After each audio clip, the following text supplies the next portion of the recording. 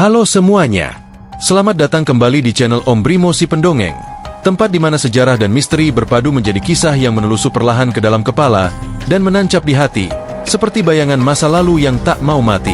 Malam ini, kita akan melangkah ke sebuah masa di mana ketakutan bukan hanya legenda, melainkan hukum yang mengatur hidup manusia. Ke sebuah wilayah kecil di Eropa Timur, tanah berkabut yang menjadi saksi kelahiran salah satu penguasa paling menakutkan dalam sejarah dunia. Namanya adalah Vlad Dracul, atau seperti yang kelak dunia mengenalnya, Vlad the Impaler, sang penyula dari Wallachia. Abad ke-15, Eropa berada di bawah bayang-bayang dua kekuatan besar. Di satu sisi Kekaisaran Ottoman yang menguasai hampir seluruh Asia Kecil hingga Balkan, di sisi lain kerajaan-kerajaan Kristen Eropa yang saling curiga satu sama lain.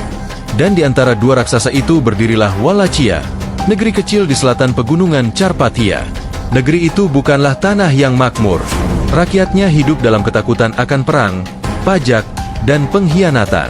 Namun dari tanah yang penuh darah itulah, lahir seorang anak bangsawan yang kelak akan membuat sejarah menunduk ketakutan. Tahun 1431, di kota kecil Sigisoara, lahirlah Vlad III, putra dari penguasa Wallachia, Vlad II Dracul.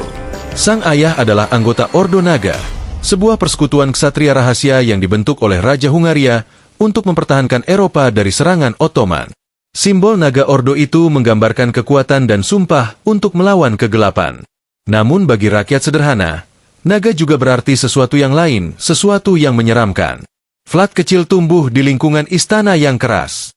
Dunia politik Wallachia adalah labirin penuh intrik, di mana pengkhianatan bisa datang dari tangan yang sama yang memberi makanmu semalam. Saat Vlad berusia 13 tahun, ayahnya memutuskan langkah yang mengubah segalanya. Untuk menjamin kesetiaan kepada Sultan Ottoman, ia menyerahkan kedua anaknya, Vlad dan adiknya Radu, sebagai sandera politik. Bagi Sultan, ini adalah bentuk kepercayaan. Bagi Vlad, ini adalah awal dari kegelapan. Di tanah asing itu, di bawah kekuasaan Sultan Murad II, Vlad muda belajar tentang politik, perang, dan ketakutan.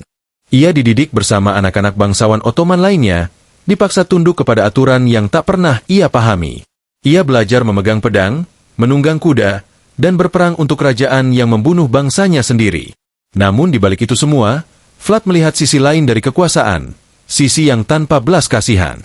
Ia menyaksikan bagaimana tahanan dihukum dengan cara perlahan, bagaimana tubuh manusia bisa dijadikan tontonan untuk menanamkan rasa takut. Dan mungkin, di sanalah, sesuatu di dalam dirinya mulai berubah.